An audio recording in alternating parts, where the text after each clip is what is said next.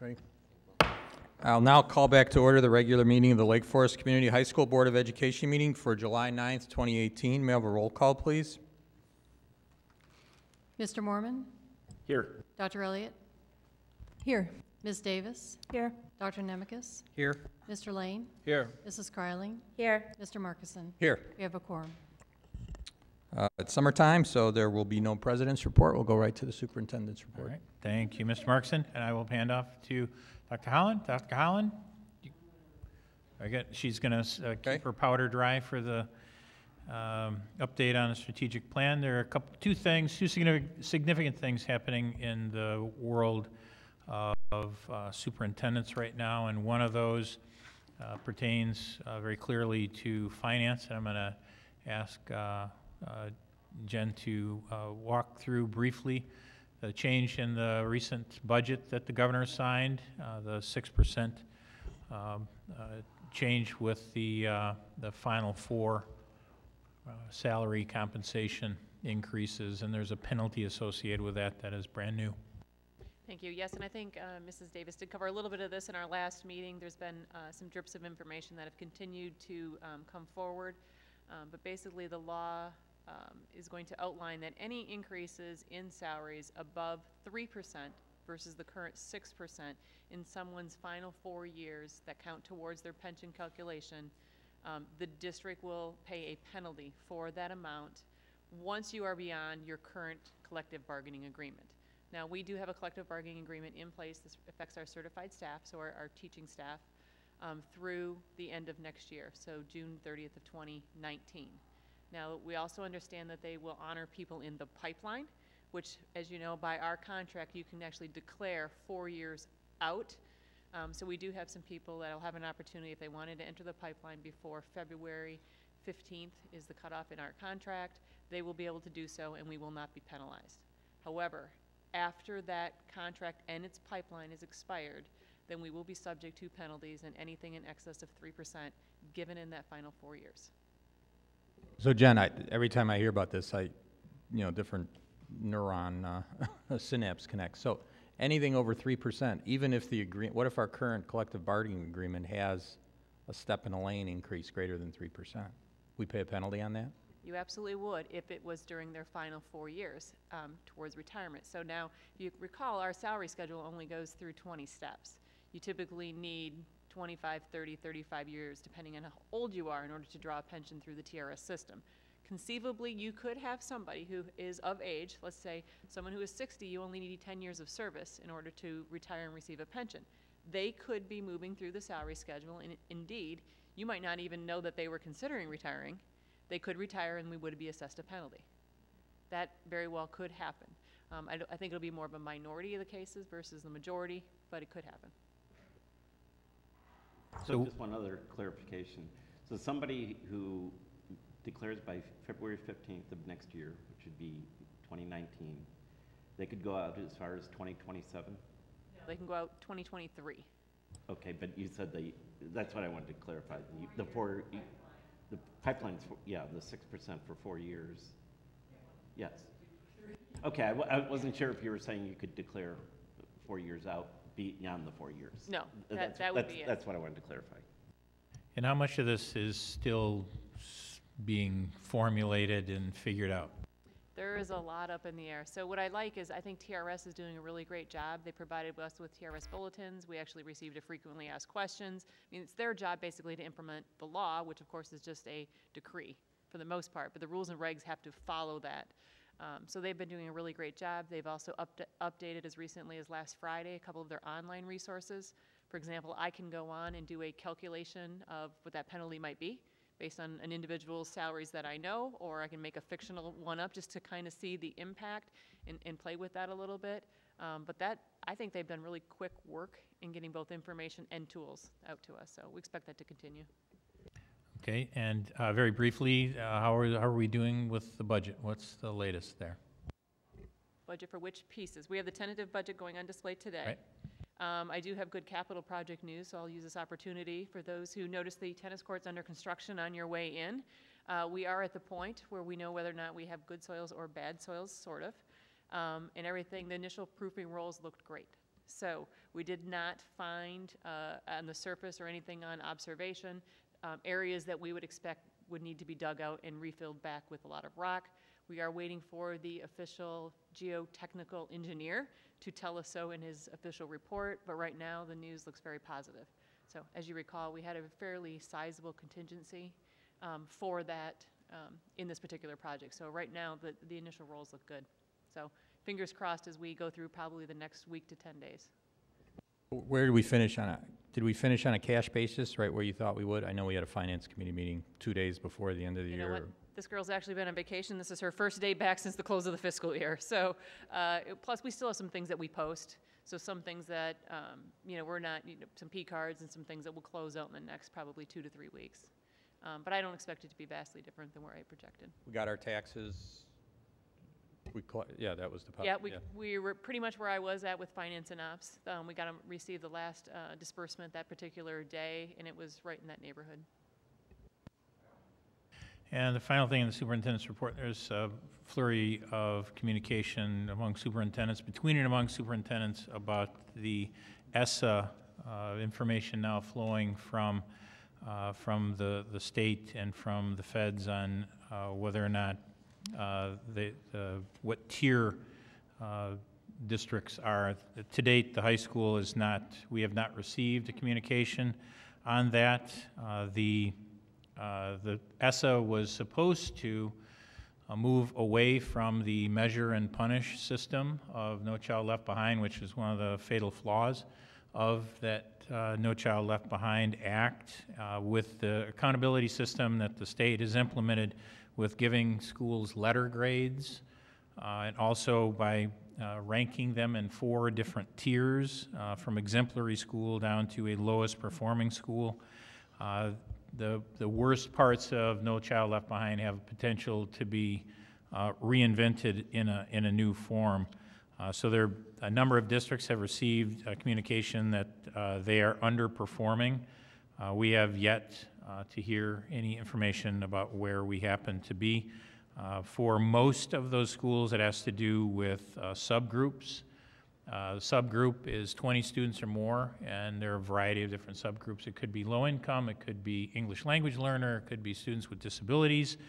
And those subgroups are particularly important in this because it can be one or more of the subgroups that are underperforming can bring the entire school district to the point of being considered an underperforming school. And for us, our school district is our one building. So it'll be interesting to see what happens with that across the state. Much of the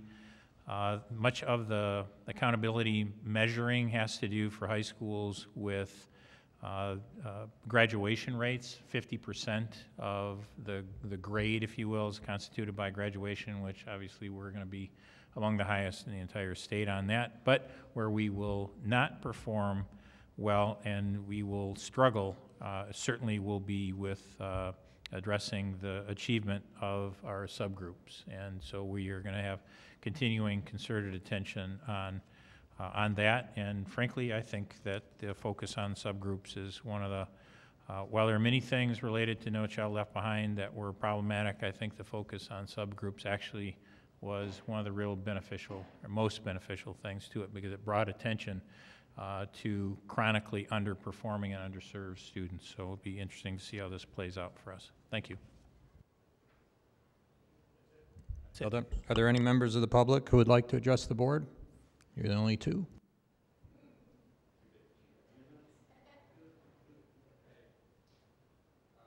Report, strategic plan report.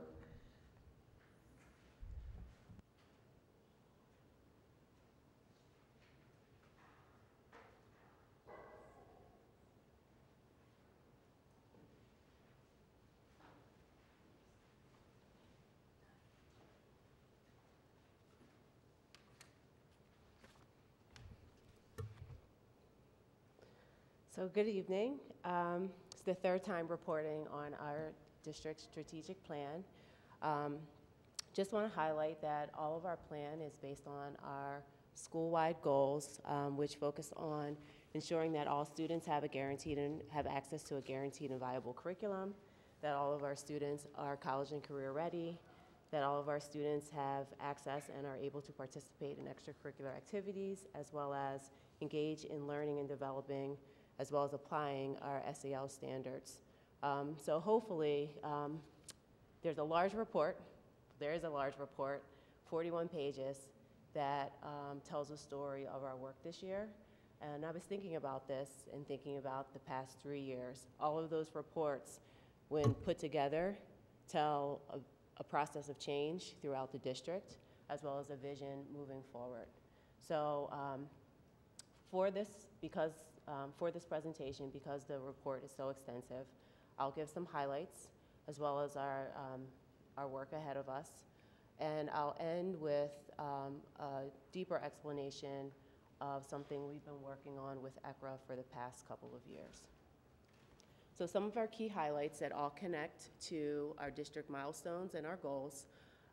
We are at the final phase. We finished up our curriculum mapping. We decided to, when I say finished, I mean we are at a point where all of our courses are mapped, besides our brand new ones. And we're going to shift that focus to developing common assessments. Mapping really never ends because we should learn from the experiences of our students in the classroom in real time, and that's been a huge part of our collaboration time, where teachers are getting together and looking at student achievement outcomes in courses and talking about the curriculum. So mapping is ongoing, but we definitely are able to name and articulate what we expect kids to know and be able to do in all of our courses. And the next phase of that is making sure that our assessments are informing us of student achievement, and that our students are learning what we intend for them to learn.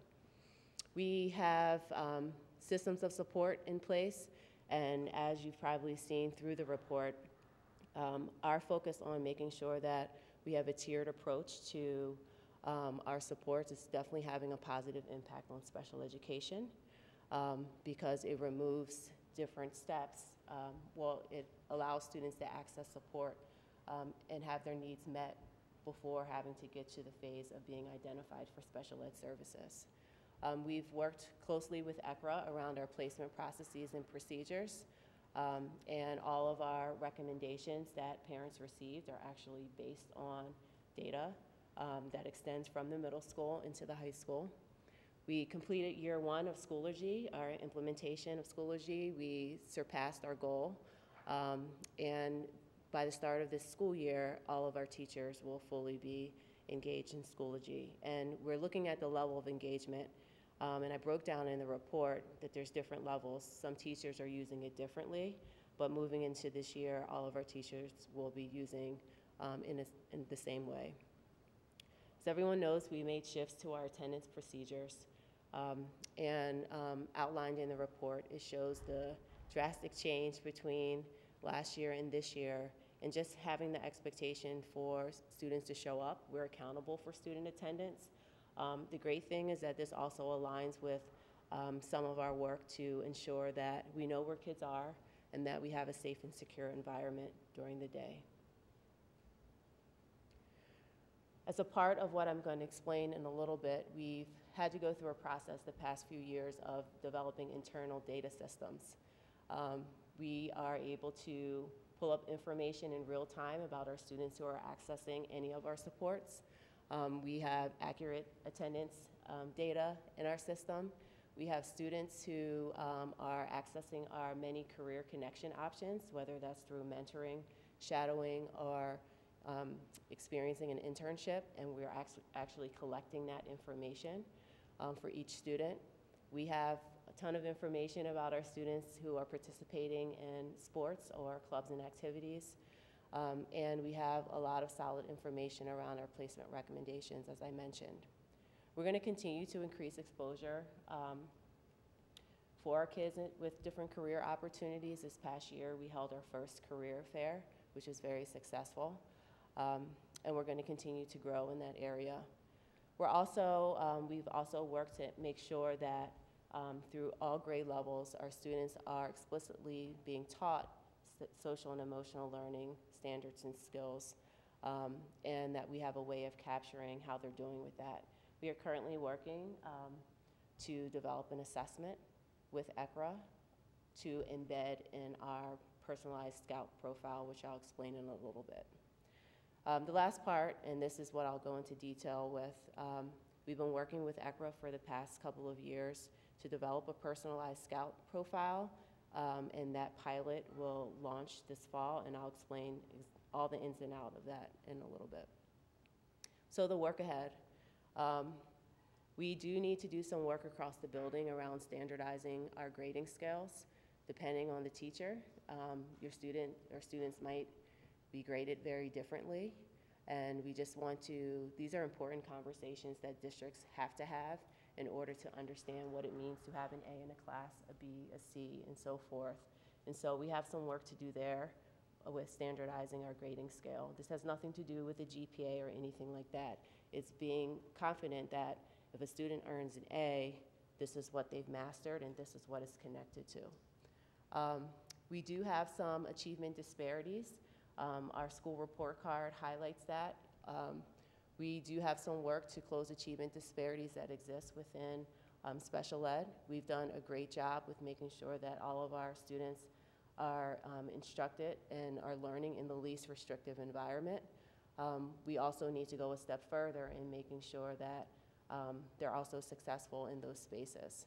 And so our achievement data does show that there are issues, disparities, and there are disparities and there's disproportionality in special ed that intersects with race as well as disability category. And so we have a large population of students who have emotional disabilities.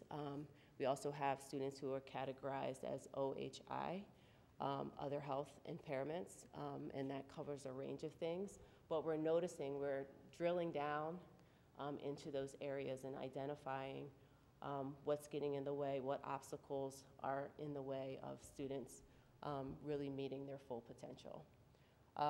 Some other areas that we're going to be focusing on is closing racial achievement disparities.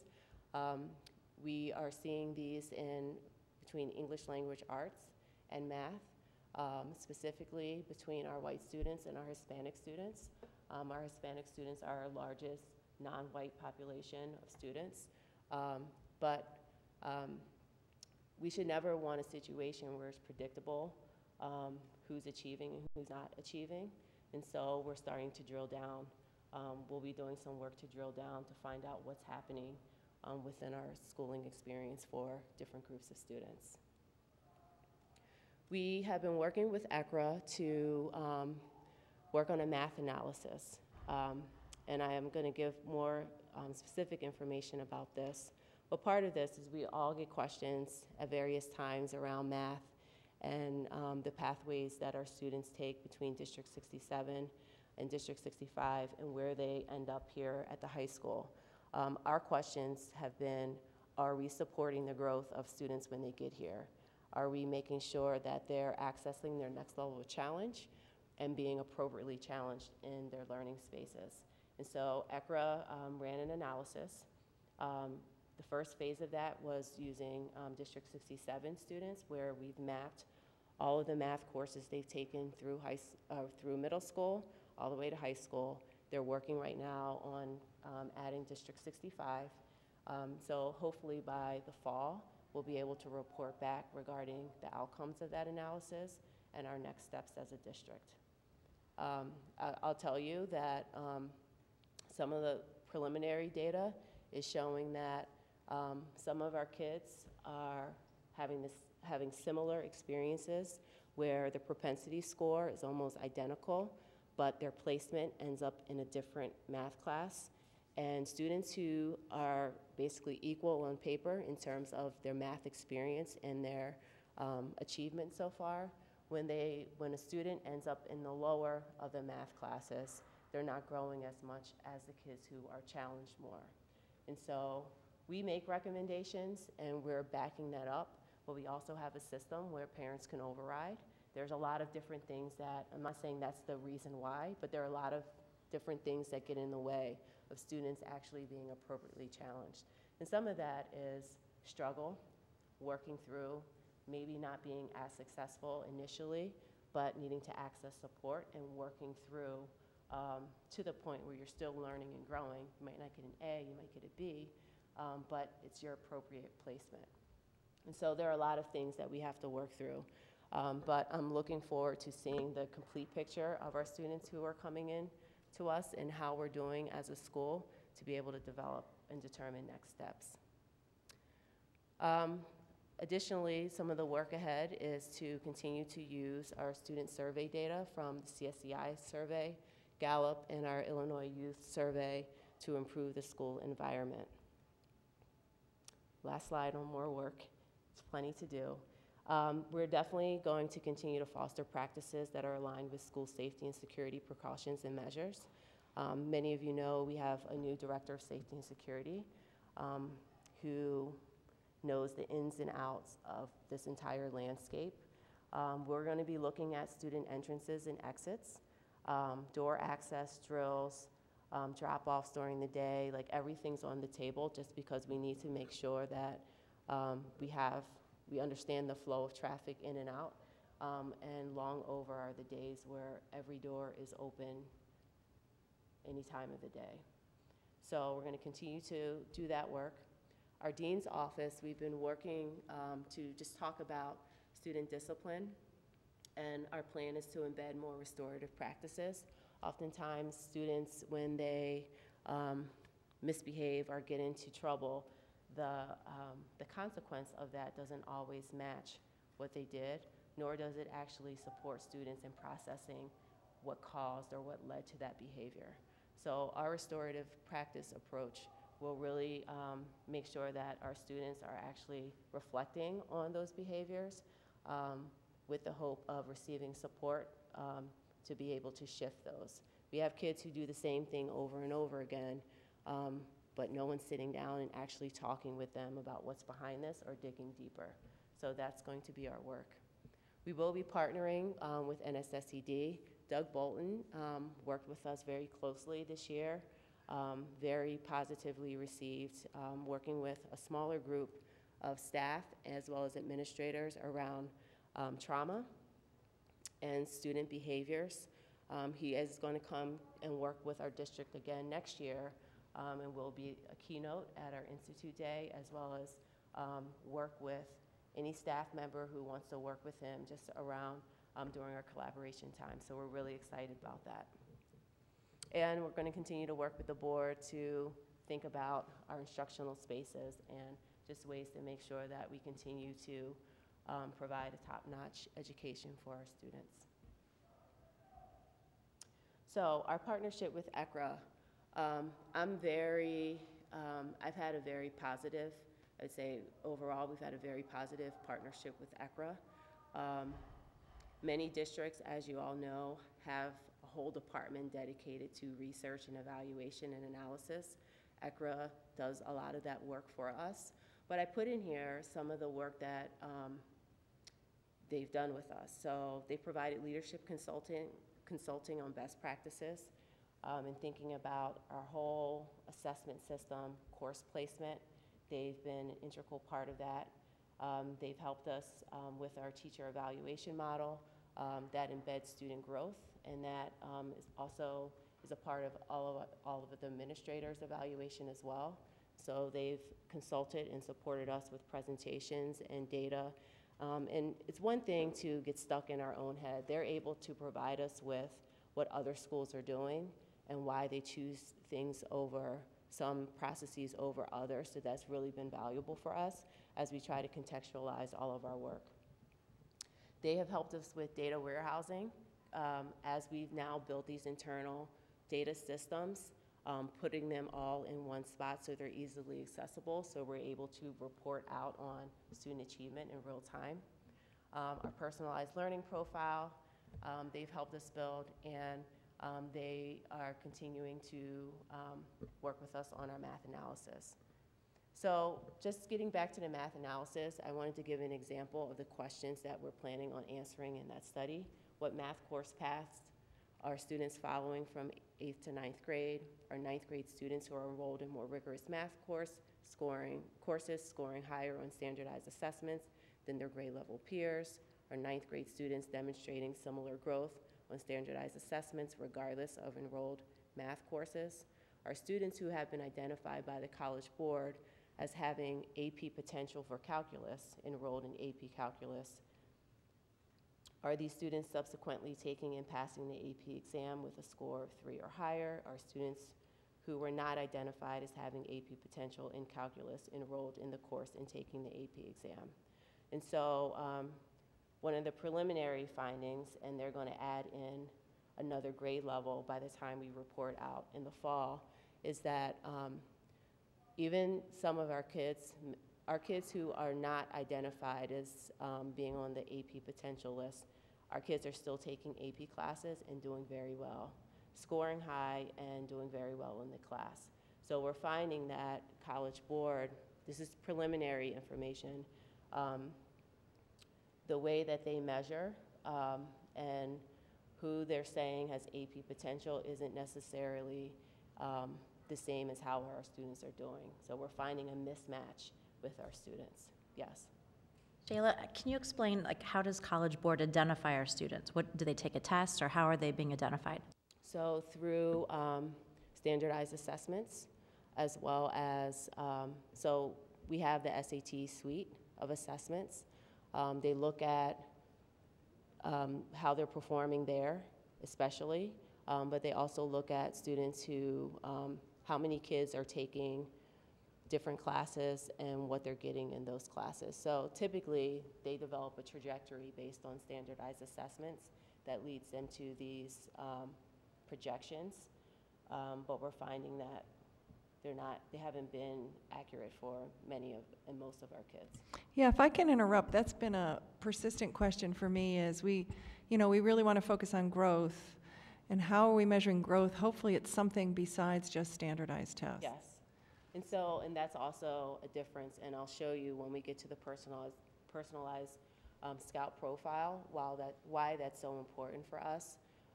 We're ranked, though, based on those assessments. We're ranked on GPA. We're ranked on all of those things. A lot of our work has been, yes, these things are important, but we believe in the whole experience of our students. So schools struggle with that, knowing that there's this constant push to get into these classes and to achieve high on assessments for access and post-secondary experiences. Yes, that's important, and we want to care about the well-being of our students and make sure that they're not so stressed out that they're not able to function at all. So Mike talked some about the Every Student Succeeds Act, which is part of the reauthorization of No Child Left Behind. That act focuses on ESSA focuses a lot on college and career readiness. As a district, we've sort of been on the front end of this, talking about college and career readiness as well as life readiness, which is why in our goals, you will see that the 4 main areas that I named are actually aligned in here. The SEL work is really how we're framing life readiness, because there are some skills, some important habits that we want our kids to develop. And so this slide just provides a little bit of background regarding ESSA and the focus on college and career readiness, which is asking schools to craft a broader and more inspiring definition for student success that moves beyond standardized test scores towards a multidimensional and personalized set of indicators that empower students and accurately predict secondary and post-secondary success. So this has been a national shift, and we're seeing this as we read newspaper articles about colleges changing their admissions processes and all of those things, no longer focusing so much on those things, like standardized tests. It's a national shift, but I can say it also aligns with a lot of the work that we've talked about as a district. And so we've been working on something called a personalized scout profile for the past couple of years, and this is a platform that we will make accessible. We'll roll out in phases to our students and parents It provides a platform for the school to operationalize a portrait of a graduate. By that, we paint a portrait of a student against a backdrop of a student's performance, their interests, goals, and aspirations. Our profile focuses on college, career, and life readiness. The personalized scout profile through the platform we're using through Accra also feeds into a larger data portal that all of us administrators are able to pull up reports and tell you at any point in time how our kids are doing in the building.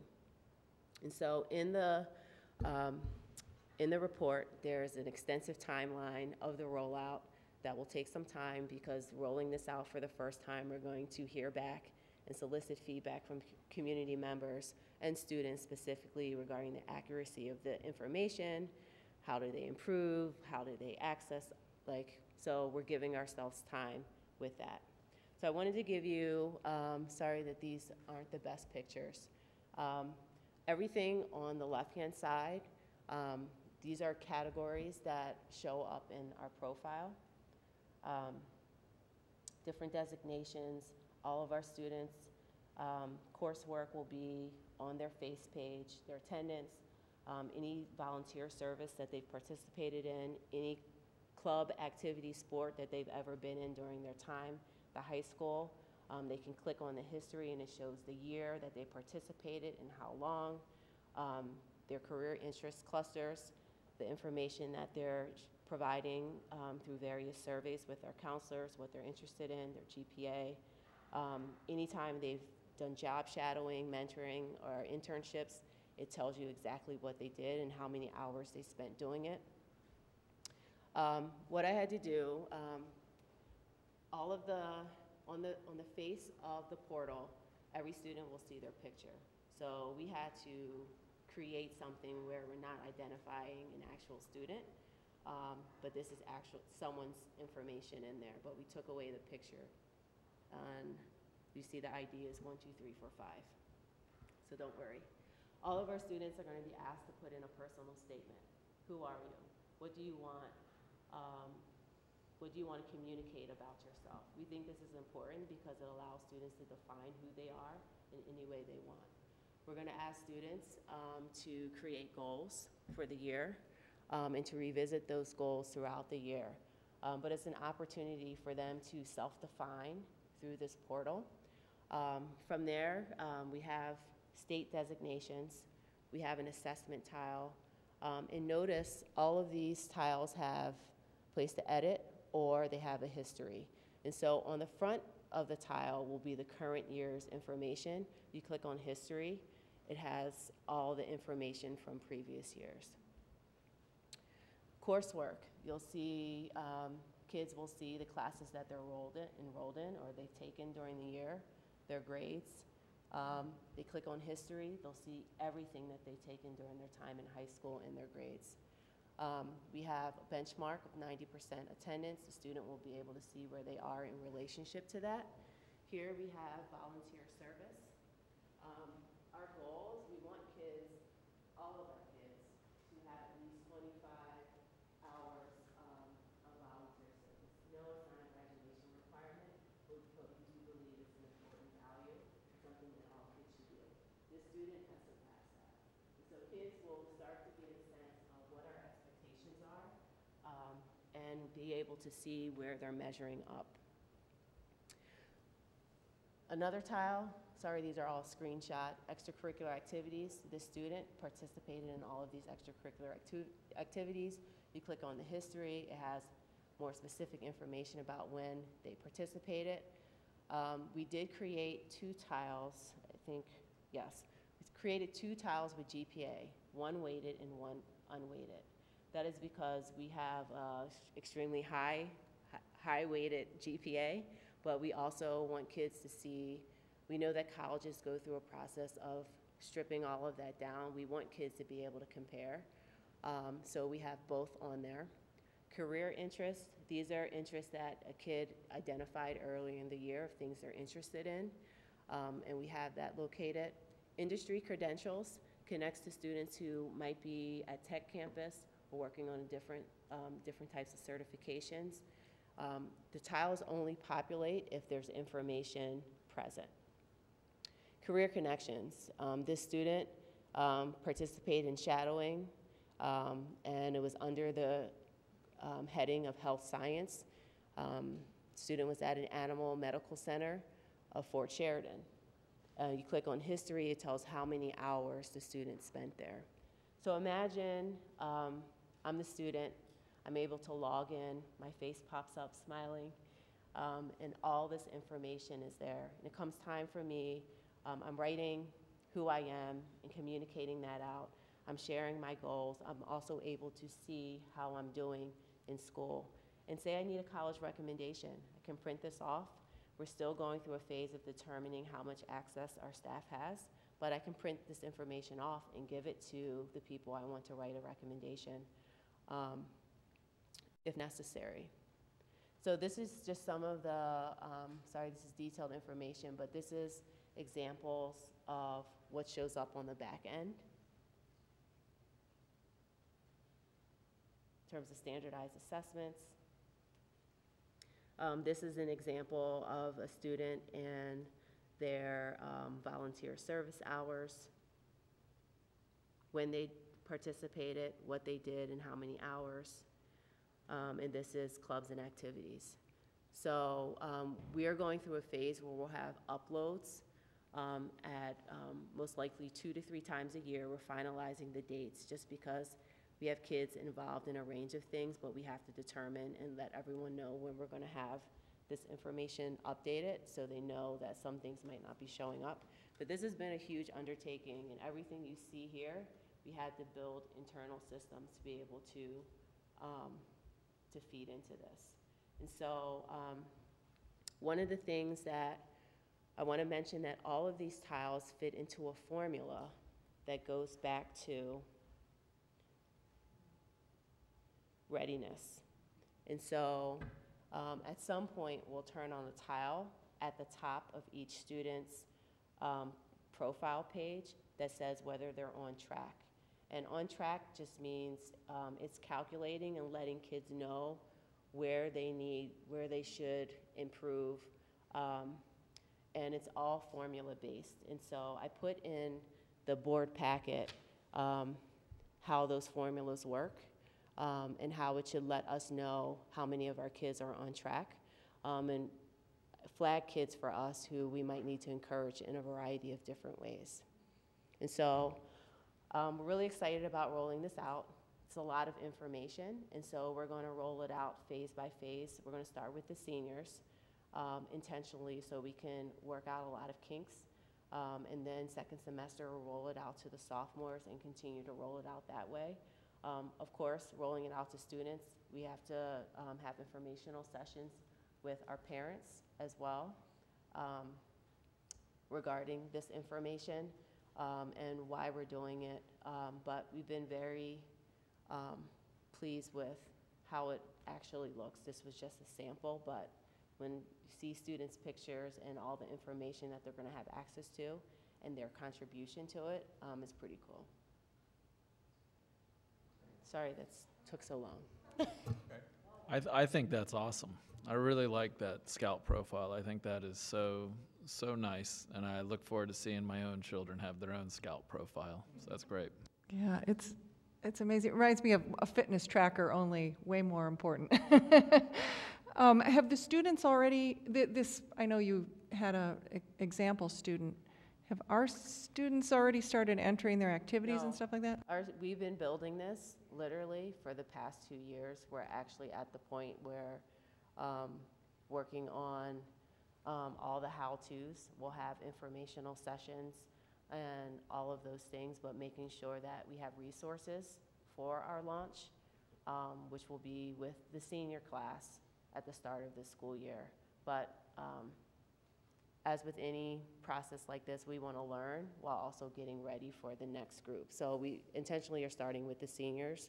I think after having 4 years, they're in their 4th year, we can look at the history to make sure their profile will allow us to learn more about what they want to see, what they don't want to see, and just the flow of information. Sheila, could you talk briefly about how important it is that we have Accra to partner with in order to create something like this? We could definitely not do this on our own, and they have platforms already established. I talk with them daily at this point, and I always ask questions about other districts and how they're using this. We actually have a lot more in our profile than many other districts. We're also going to be embedding an SEL tile as we develop that assessment. That will also go in there. But Accra has been pivotal. Like, we could not do this without them. All of the things on the left of this slide, they are an invaluable resource to us and for us, and they help us contextualize. Every community is different, and achievement looks different in every community.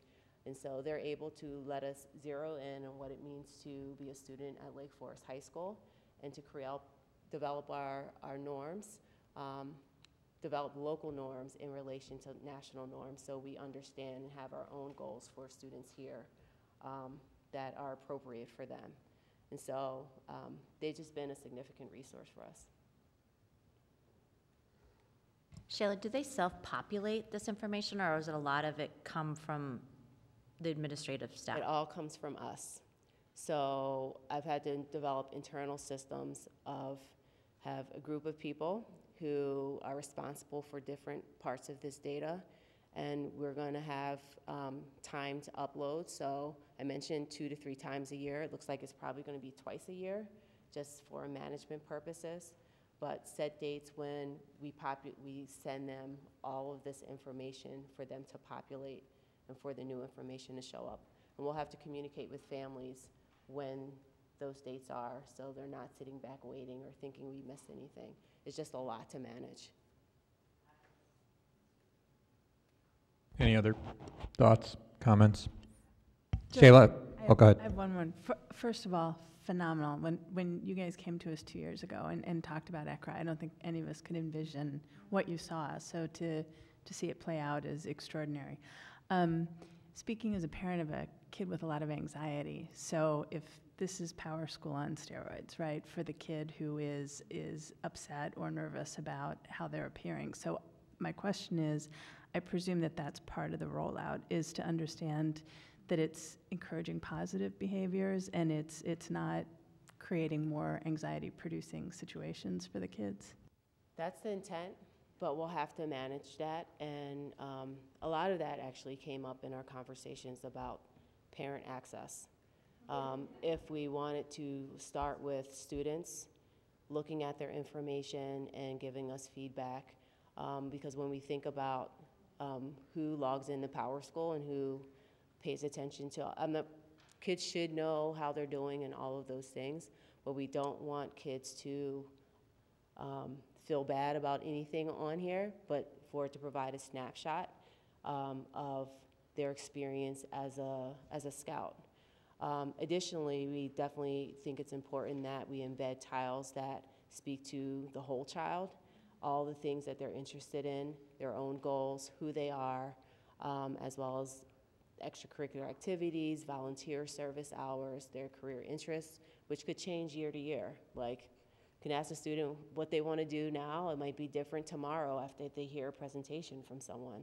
Like, this should just show an evolution and as a student progresses at Lake Forest High School. So we're still navigating all of those things, and I think that's where some of the feedback is going to be important, because we want it rolled out in a healthy way and used in a healthy way. I can add, that was one of the questions. 67 has a very similar profile, and that was one of the questions that we had there was the degree to which kids are going to potentially unproductively engage with this, or our concern, as Shayla mentioned, was actually a lot more with the parent community.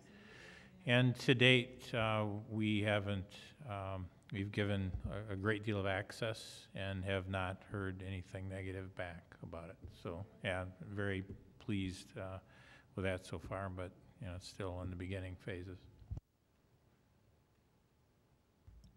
Thank you, Shayla. I'm glad at the beginning you mentioned the 3-year trajectory. It's easy to get caught up in the detail. I mean, when you stand up there with all those words on a slide, and it's easy for us to forget about how far we've come. We've all ridden this wave with you. We're all 3.5, 2.5-year board members other than Ted. So just remembering back to when block scheduling was a big deal, when new food service was a big deal, when all the supports that you've put in was a big deal, and now they've become second nature, attendance, and now there's personalized scout profile. Just fabulous. Good work, everybody. Thanks. Thank you.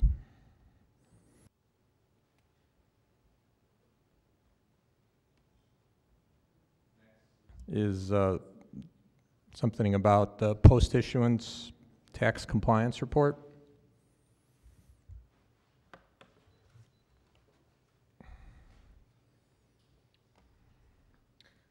So included in your packet is our post-tax issuance compliance report. This is a required report to the board every year related to our bonds that are tax exempt. So as you'll read in the report, sorry, I'm pulling it up real quick. I'm reporting and certified that the district has maintained all records to show what we spent these bond proceeds on in the past for any debt outstanding. We reviewed all our agreements on this debt and don't have any arbitrage liability sitting out there, so we're not earning more in interest earnings than what we're paying on the interest on these bonds.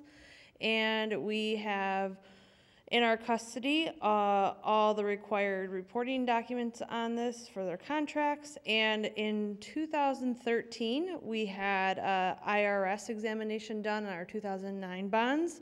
And they came back with all clean, no other issues outstanding. That was the last time we had heard from the IRS, and we continue to not hear anything. So no news is good news.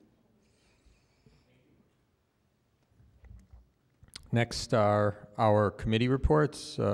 Education Committee, please. Well, we have not met, but I did meet with Dr. Holland, and we have set our agenda for next year, and we're going to hear about this math analysis in December, and we're going to also hear about changes to the career counseling process, and then in the spring we have a session on reimagining freshman year, which I think sounds really interesting. I'd like to reimagine my freshman year a long time ago. Just imagine it. Finance and Ops. I David? was traveling, and I wanted to thank Ted Mormon for volunteering to lead the Finance and Ops Committee meeting, so I'm going to turn this over to him. Okay, thank you. Finance and Ops, we met last week.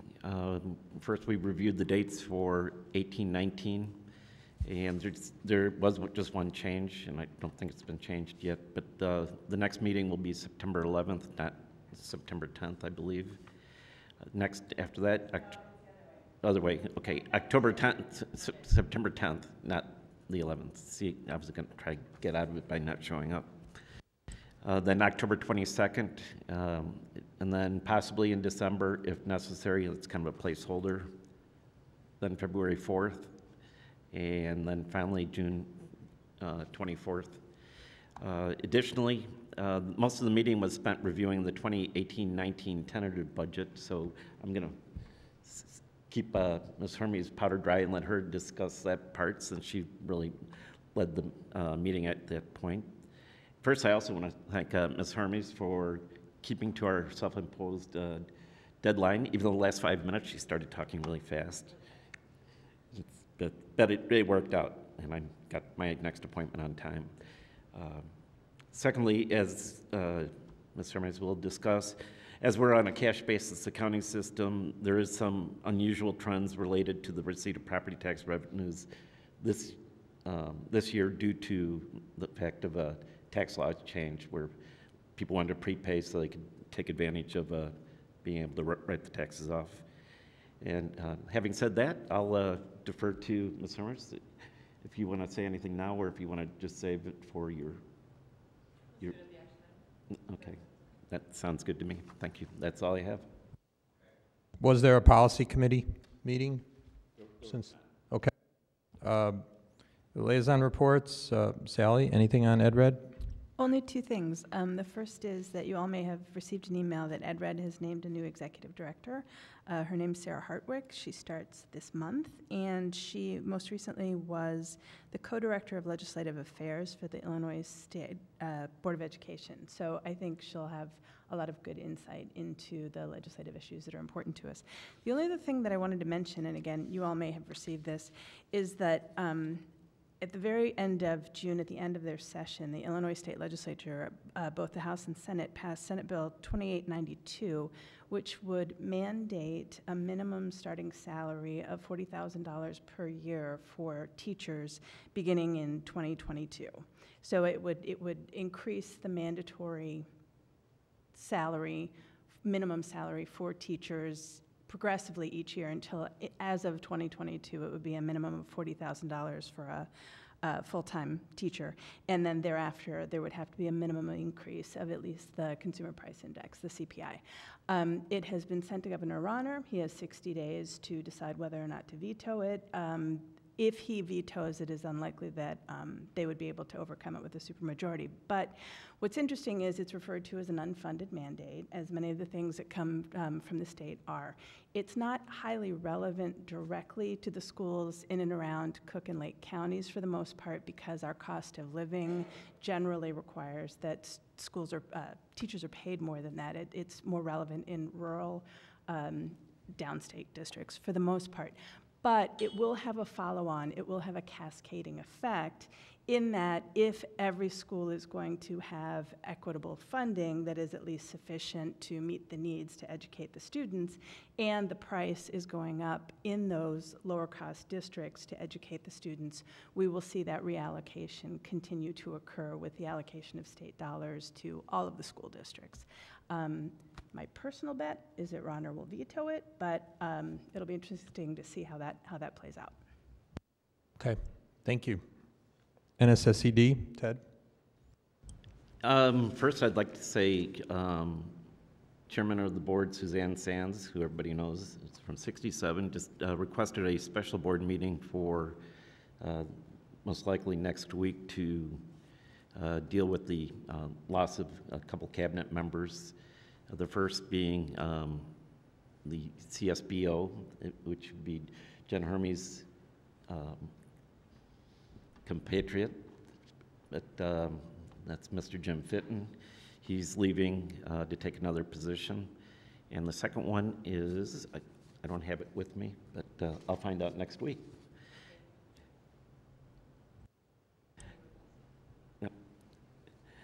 Secondly, the superintendent's report, like to report that our second annual 5K was a real blowout, made a lot of money, and I'd like to personally thank Dr. Tom Nemekis and Dr. Andre Bloom and Illinois Bone and Joint for being the title sponsor, and their input went a long way to making this a really successful event.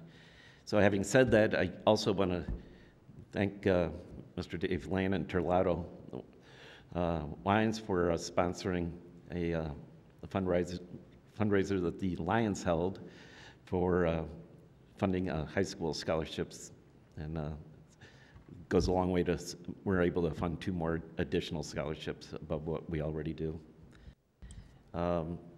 Also, the graduation ceremony for the transition students was held at the Marriott Lincolnshire, and that good time was had by all. The kids are really proud of their accomplishments, as are we.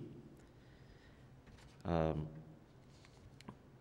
I'd also like to say there's a lot more coaching going on at NSSED. The model's really kind of changing, and you see it here at Lake Forest High, where more of the programs are being brought back in-house, you know, as the least restrictive environment. And as a result, NSSED is kind of reimagining itself to really assist in coach and assist you know, the teachers and staff and administration in helping us put out a really good product for our kids. I'm almost done. Like I said, Mr. Jim Fitton is leaving. Our facilities update, we're almost done with the purchase of the Rubloff building for $1.3 million. We're not taking any debt on. We're going to use petty cash. It's amazing how much petty cash we get laying around. Yeah, okay. I'm kidding. Yeah, well, that was tongue-in-cheek. Also, superintendent, administrative, and office support salary increases were approved for the next year. Increases ranged between 0 and 3%. And I guess I shouldn't joke about the people's money. That's all I have. Thank you. Next up are the action items. First up is adoption of a resolution to display our fiscal 19 tentative budget. Jen, do you want to talk about that first? I sure will. And Mr. Mormon was accurate. We used our 90 minutes very efficiently the other day. I think 75 minutes of those were probably spent covering the tentative budget. It's a big part of our year. This does cover our revenue and expenditures from July 1st, so just started, through June 30th of next year. The process on this is the board does approve a resolution to place this on display for public inspection, which they will do so at the meeting today. That will remain available for anyone to view, comment, ask questions. The board will actually not take any final action to approve or adopt a budget until their September meeting, which by law we need to approve by the end of September. It's an interesting budget year in that if you just simply pulled up our budget docs, it would appear to you that we are $5.4 million turned around on this particular budget, meaning that the revenue is short $5.4 million to cover the expenditures. Now, as we spent some time in finance and as just referenced in the committee report, that is due to the fact that we received a large chunk of our property taxes in their entirety in December. Actually, the county received them in December and they distributed them to us in May. So we have done an analysis on how much of those taxes, which normally come in roughly 50-50 in June and September, were paid in their entirety at that December timeframe. So we believe approximately $4.48 million was prepayment on taxes that we normally would have received after the start of the year. So adjusting for that, if you take that 4.48 from the 5.4 deficit that I mentioned, it does still leave us with a deficit, but it's a much more manageable number of $908,000. As you recall, we did have a $2.1 million deficit last year. We spent money on capital. We are doing so again in this budget. They're about equal. We're spending $900 and some thousand in capital, and we're $908,000 expenditures over revenues. So we will continue to work. We've had discussions with the board looking at the budget on an annual and ongoing basis as an administrative team. We'll make recommendations related to that most likely in the early part of fall. Going forward, the process that we will use is, although there weren't a lot of TBD, so open positions at this time of staffing, which is very helpful when we have most of our hires in place, we do typically get a few that might resign and new hires that will occur over the summer. We'll keep track of those, anything that's in positive in nature and negative in nature. And then we'll bring anything that's going to have any wide change to the budget to the board in September. We added an extra meeting of the Finance Committee, which Mr. Mormon mentioned, which is going to be September 10th.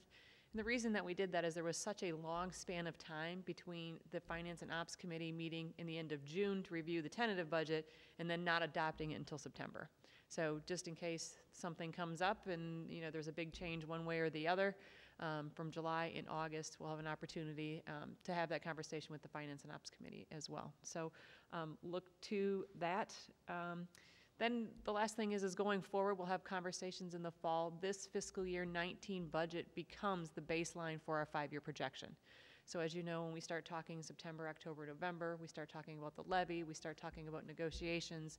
This is now the new baseline.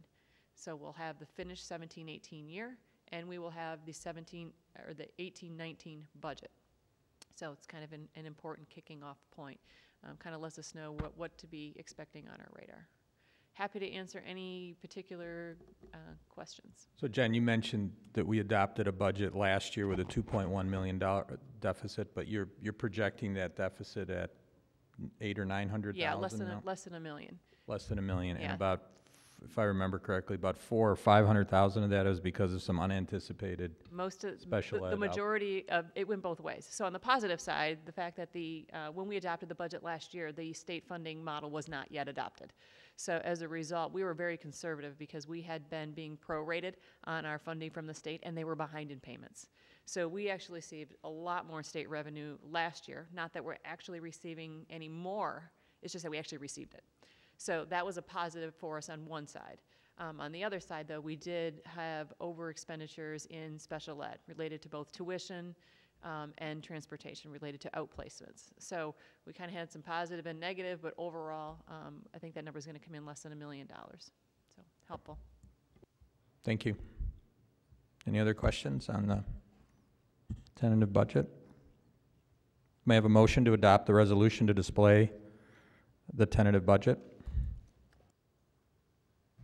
I move that the Lake Forest Community High School District 115 Board of Education adopt the resolution to display tentative budget. Second? Second. Comments or discussion? May I have a roll call vote, please? Mr. Markison? Aye. Dr. Nemekis? Aye. Mrs. Kreiling? Aye. Dr. Elliott? Aye. Mr. Mormon? Aye. Mr. Lane? Aye. Ms. Davis? Aye. Motion carries. Thank you.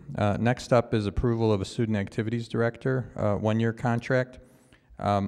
We spent a little bit of time talking about this in our closed session. Does somebody want to talk about what this position is? Because it's a little bit off schedule from when we normally would approve things. Sure. This is a repurposing, if you will, a reorganization of the dean's office. We've gone from 4 deans, that we will now be down to 2. The primary reason for that is to prevent or move away from the segmenting of different odd jobs that the deans had slowly but steadily acquired, making the jobs very, very difficult to manage and also difficult in the future to staff. So this is a dedicated person for a dedicated job to shift some of the responsibility from our deans onto this person, while we also have one of our deans that is going back to a classroom. So we're actually going from 4 deans down to 2, and the 2 deans will be dedicated specifically to work as deans, and this person will be dedicated to overseeing student activities, including the plays and the very many clubs that we have and extracurriculars. Thank you. May I have a motion to approve the student activities director one-year contract?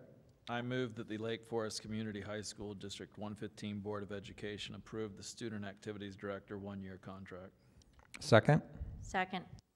Any questions or discussion? May I have a roll call vote, please? Mr. Lane? Aye.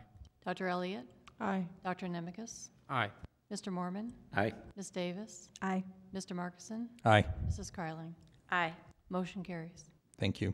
Next up is approval of Whipple Consulting one-year contract. Many of us know that we share the services of Ann Whipple with District 67. She provides exemplary service to our community. So may I have a motion to approve the Whipple Consulting one-year contract? I move that the Lake Forest Community High School District 115 Board of Education approve the Whipple Consulting one-year contract. Second? Second. Any comments, discussion, questions? May I have a roll call vote, please? Mr. Mormon? Aye. Dr. Nemekis? Aye. Ms. Davis? Aye. Mr. Markison? Aye. Dr. Elliott? Aye. Mrs. Kreiling? Aye. Mr. Lane? Aye. Motion carries. Next up is approval of the 2017-2018 final school year calendar. I know you explained to me why we have to do this even though the school year is over. Could someone explain it again? Yeah, this one I'm going to defer to Dr. Holland. Every year, we go through a process of working on our calendar, and there are certain expectations and requirements we have to follow as outlined by ISBE in terms of the number of instructional days, as well as institute days, non-attendance days, and all of those things. So the board has to approve it. Even though it's already over? This is, Oh, sorry. This This for is last the, from last year. yeah. So, in the case that there are snow days or any, Oh. or other changes, you have to reapprove it. Okay. So may I have a motion to approve the 2017-2018 final school year calendar? I move that the Lake Forest Community High School District 115 Board of Education approve the 2017-2018 final school calendar. Second? Second. Any comments, thoughts? May I have a roll call vote, please? Dr. Elliott? Aye. Mr. Lane?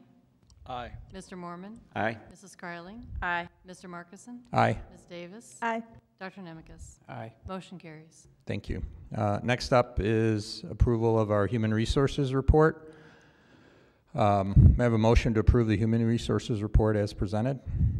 I move that the Lake Forest Community High School District 115 Board of Education approve the Human Resources Report as presented. Second? Second. Quite a number of things on there. Any comments, questions, thoughts? Okay, may I have a roll call vote? I actually have one thing to say.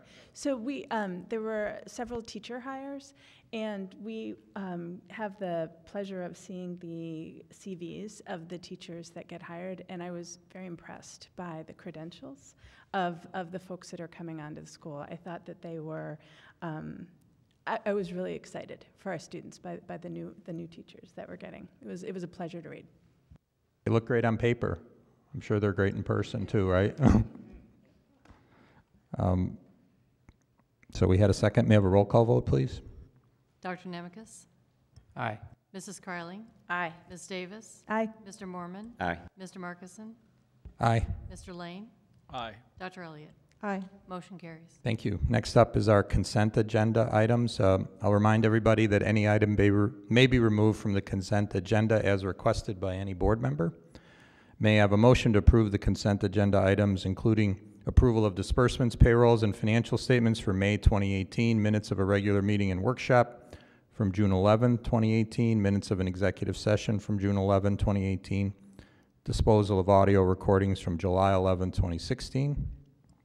I move that the Lake Forest Community High School District 115 Board of Education approve the consent agenda items as presented. Second. Second. Any questions, comments? May I have a roll call vote? Mr. Markison? Aye. Mr. Mormon? Aye. Dr. Nemekis? Aye. Mrs. Carling? Aye. Mr. Lane? Aye. Dr. Elliott? Aye. Ms. Davis? Aye. Motion carries. Thank you. We had one FOIA request this past month from Janice Schnobridge, a resident. That status is complete. Thank you. A few announcements. 2 Institute Days on August 20th and 21st. I can't believe I have to announce this already. Tuesday, August 21st is freshman orientation already for the class of 2022. How old does that make everybody feel? Class of 2022. Let that sink in. And then first day of school is August 22nd for all students. Monday, September 3rd is Labor Day. No school. September 5th is the LFHS open house at 6:50. And then we get August off, so don't show up here next month. Our next meeting is a week later than normal. School will already be started Monday, September 17th at 7 p.m. right here in the West Campus boardroom. So, may I have a motion to adjourn the Lake Forest Community High School Board meeting? So moved. Second? Second. All in favor? Aye. Meeting adjourned.